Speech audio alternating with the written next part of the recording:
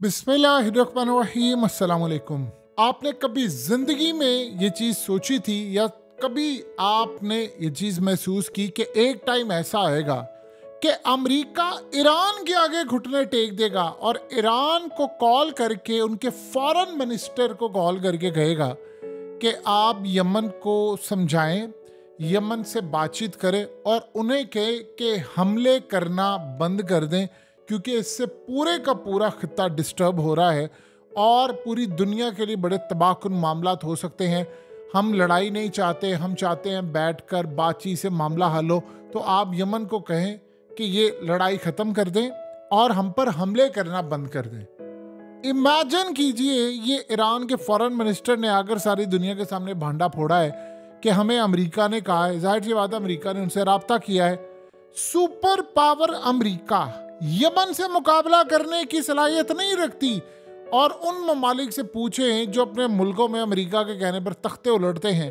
आज अमेरिका की ये हालत है, एक गरीब सा मुल्क है यमन, उसकी कोई कैपेसिटी नहीं है, उसके पास कोई इतने रिसोर्सेज नहीं है, लेकिन यमन को ईरान ने इतना मजबूत कर दिया है कि अमेरिका ने पहले काम क्या किया, पहले उसने मीडिया में इल्ज़ामात लगाए कि ईरान बैक पर खड़ा है यमन के और ईरान की टेक्नोलॉजी, ईरान सारा कुछ दे रहा है। असल में उसने क्यों कहा ईरान को असल में उसने ये कहा, इनडायरेक्टली ये कहा कि हमें पता है कि आपके इन्फ्लुएंस में है यमन, तो आप उसको कोई जंग को रोक दो। आगे ईरान के फॉरेन मिनिस्टर ने क्या कहा, उसने कहा अब हमें कॉल करके कह रहे हैं अब इसराइल को क्यों नहीं कहते कि वो जंग रोक दे। इसराइल जंग रोक दे तो पूरा खित्ता ही सुकून में आ जाएगा। उसे कह के मासूमों को मारना बंद कर दे। हम नहीं उनको कह सकते और ना उन्होंने जंग रोकनी है। जब तक इसराइल गजा में बमबारी कर रहा है, मासूमों को मार रहा है, आप भूल जाएं कि यमन बाज आएगा। लिहाजा आप अपना टाइम ज़ाया ना करें कि हम यमन को कहें और यमन को कहकर रोके और ये सारा काम करें। आप इसराइल को रोक दें तो फिर उसके बाद यमन को भी हम रोक देंगे। आप उसको रोके, वैसे ही जंग खत्म हो जाएगी। इसको कहते हैं कि आप जवाब देना। अब सोचिए ज़रा, ईरान इस पोजीशन में आ चुका है कि आज वो अमेरिका को ये बात अगर कहता कि अच्छा तुम एक काम तो करो ना ज़रा, ये जो तुमने मुझ पर इतनी पाबंदियां लगाई हुई हैं, इन पाबंदियों को ज़रा हटाओ ना, तो मैं फिर एक काम करता हूँ, मैं यमन को भी समझाता। उसने क्लियरली अमेरिका आप सोचिए ज़रा, वो ईरान को कॉल करेगा। कभी आपने सोचा था वो यमन? अब आप यहाँ से अंदाज़ा लगा लें कि अमेरिका डर चुका है, यमन पर वो हमला नहीं कर सकता। यमन ने आज भी एक शिप तबाह किया है और आप सोचिए आज इंडियन ओशन के अंदर भी एक शिप तबाह हुआ है। सोचिए यमन की ताकत कितनी हो चुकी है कि अमेरिका को वो तबाह कर रहा है, वो पूरे यूरोप के अंदर तबाही कर रहा है। और सबसे बढ़कर आज ईरान ने जो कहा है कि मेडिटेरेनियन सी जो है उसको भी हम बंद कर देंगे, यानी पूरी चारों तरफ से हम इसराइल को घेर लेंगे कि वहां तक हमने कुछ नहीं पहुंचने देना। अब इस सारे मामले पर आप बता दें कि अमेरिका कहाँ पर खड़ा है और इसराइल कहाँ पर। आप ये सोचिए कि अमेरिका, एक बात तो कम से कम आपको समझ आ जानी चाहिए, अमेरिका ये जंग लड़ना ही नहीं चाहता। वरना बताइए अमेरिका बात करेगा कभी जिंदगी के अंदर ईरान से, जिसका यानी आप सोच लें ये मिडिल ईस्ट के अंदर अमेरिका ने जो अड्डे लेकर रखे हैं वो किसके लिए आए थे। उसने कहा था मैं ईरान से बचाने के लिए अड्डे लेकर आया हूँ। ये आप सोचे 80 ममालिक में 800 अमरीकी अड्डे हैं। वो इसी तरह झूठ दिखावा पूरे मिडिल ईस्ट में अड्डे उसने क्यों रखे हुए कि जी ईरान से हिफाजत करनी थी। तो ईरान को तुम कॉल कर रहे हो, उसी को कॉल करके कह रहे, क्योंकि जो बाइडेन की मीटिंग के अंदर जो बंदा आया है मिडिल ईस्ट से, ये जो शख्स आपकी स्क्रीन पर आ रहा है, ये मिडिल ईस्ट का डिप्लोमेट है। ये मिडिल ईस्ट से होकर आया, ये यमन के अंदर यमन का डिप्लोमेट है स्पेशल, और इसकी जिम्मेदारी है जाकर ये सारी चीज़ों को मैनेज करे। उन्होंने आकर इनको बताया है कि देखें ये हमला आप ना करें, आप ये हमला करेंगे तो अमेरिका का मुस्तकबिल ख़त्म हो जाएगा। अब ये सूरत हाल पैदा हो चुकी है इसराइल के लिए कि इतनी तबाही हो गई है, उसकी इतनी तबाही हो चुकी है कि इनको कहना पड़ा है कि आप बातचीत करें। असल में हुआ ये है कि अमेरिका अब कभी जिंदगी में उसने ईरान से बात नहीं करनी थी, लेकिन उसको ख़तरा अब ये पैदा हो गया है कि उधर से इसराइल का प्रेशर है बहुत ज़्यादा कि नहीं आप हमला करें।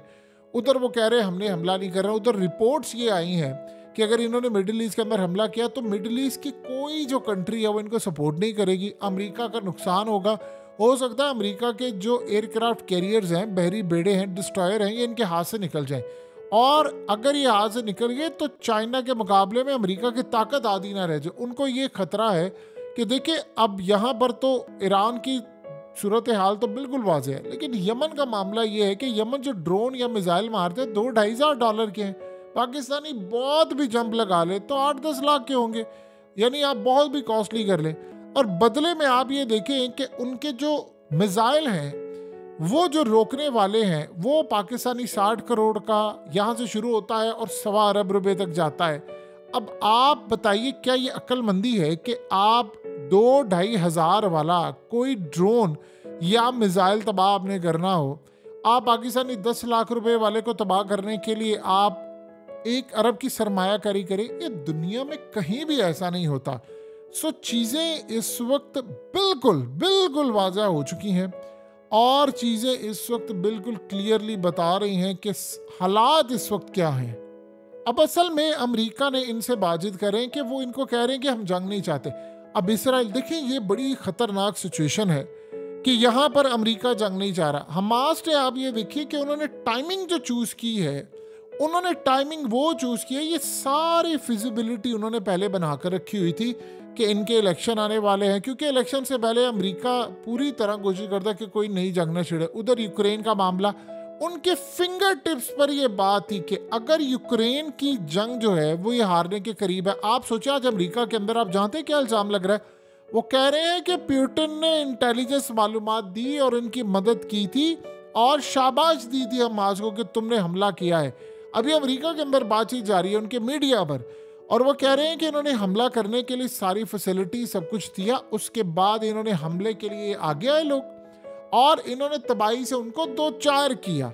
और फिर कह रहे हैं कि उसके बाद ये सारी फिजिबिलिटी उन्होंने बनाकर रखी थी। उनको पता था यूक्रेन का महाज खत्म है, अगर यहाँ पर रशिया को जितवाना है तो एक महाज खोलना पड़ेगा आपको ताकि अमेरिका यहाँ पर इंगेज हो जाए, क्योंकि उनको पता है अमेरिका इंगेज हुआ तो वहाँ से यूक्रेन हाथ से गया। अब अमेरिका असल में क्यों कह रही है? अब उसको ईरान के पांव पकड़ने पड़ रहे हैं, क्योंकि यूक्रेन उसके हाथ से निकल रहा है। यूक्रेन निकल रहा है तो पूरा यूरोप उसके हाथ से निकल रहा है। आप बताइए कि कल को ये अमेरिका की हालत हो जाए कि उसका नाटका बंद कर दिया जाए, क्या वो अमेरिका की पावर कि वो उसका छोटा सा सेक्रेटरी किसी को फोन कर देता था तो वो जंग में कूदने के लिए तैयार थे। आज आप देख लें, ना इटली आ रहा है, ना स्पेन आ रहा है, ना फ्रांस आ रहा है, ना डेनमार्क आ रहा है, और साथ वो क्या कहते हैं कि हमने अमेरिका के ऑर्डर नहीं लेने। फ्रांस को देख के वो रूस का प्रेसिडेंट जो है पुतिन, उसका दौरा करवा रहे हैं।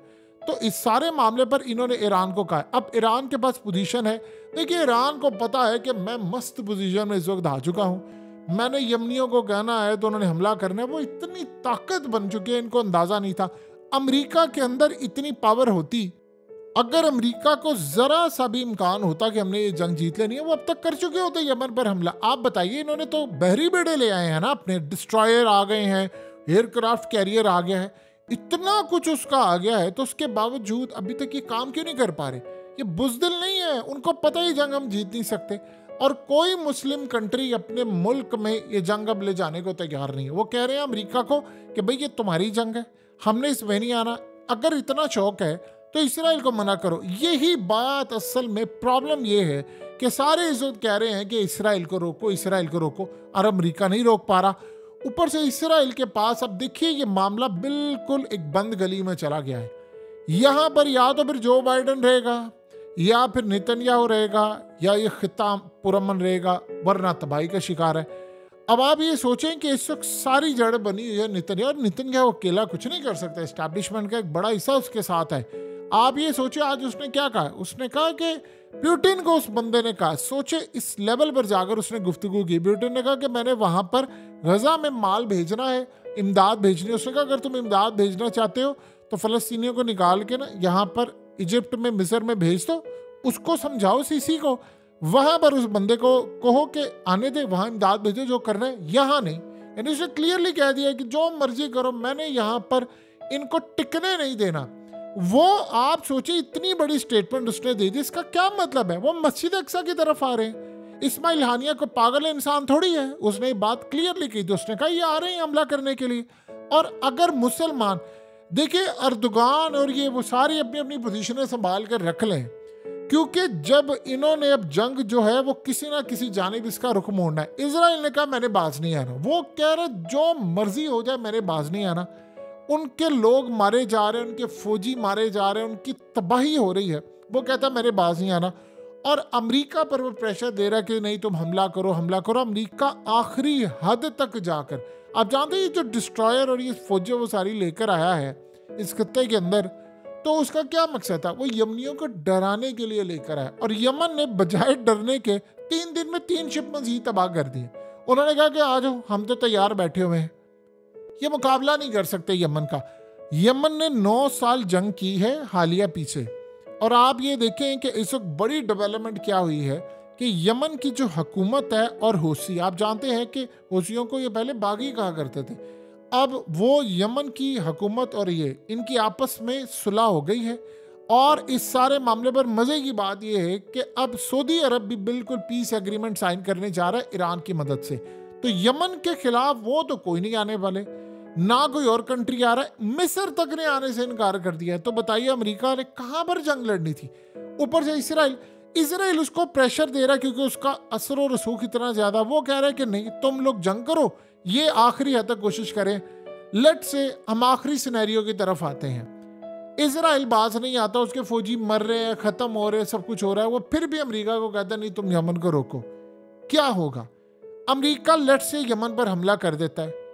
आज ये बात लिख ले हकीकत टीवी की और अपने दिल और दिमाग में बिठा ले।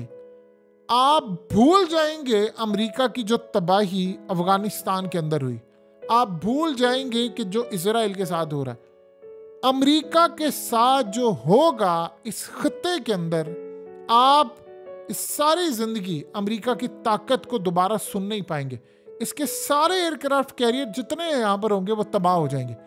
किसी सूरत रशिया ये मौका खाली हाथ नहीं जाने देगा। देखिए ये जो इसके एयरक्राफ्ट कैरियर हैं, इसके ऊपर आपको क्या लगता है F-35 नहीं है? F-35 वो तैयारा है जो दुनिया का जदीद तरीन है।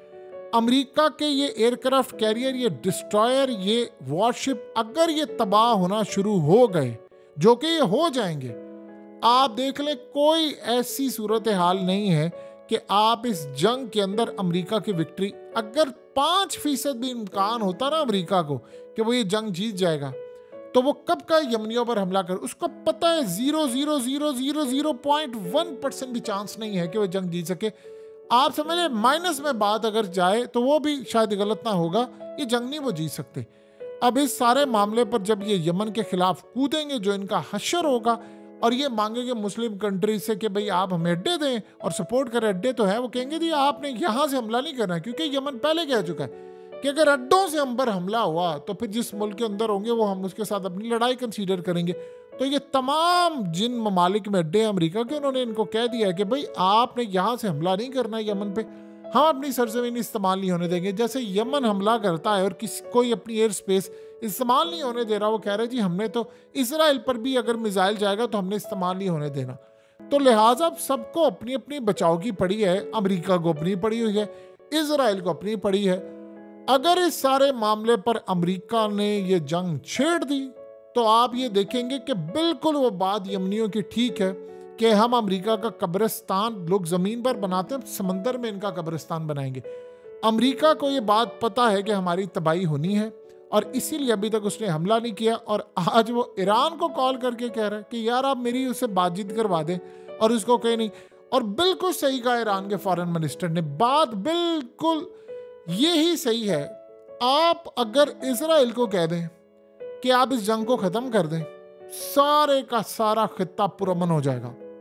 वो बाप लगा हुआ है किसी का कि किसी मुल्क के अंदर आप उसका लैंड चोरी करें। इनको असल में ये चोर हैं बहुत बड़े, इनको आदत पड़ी हुई है जमीन चोरी करने की।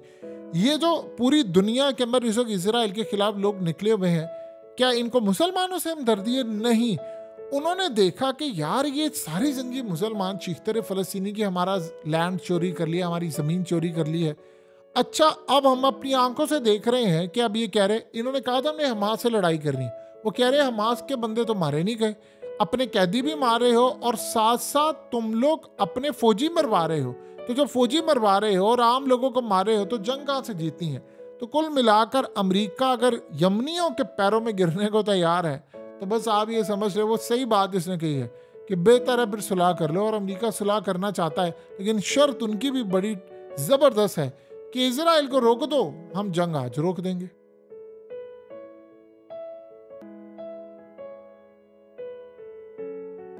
हकीकत टीवी को सब्सक्राइब करना मत भूलें, वीडियो को लाइक करें, शेयर करें और कमेंट सेक्शन में अपनी राय का इजहार जरूर करें।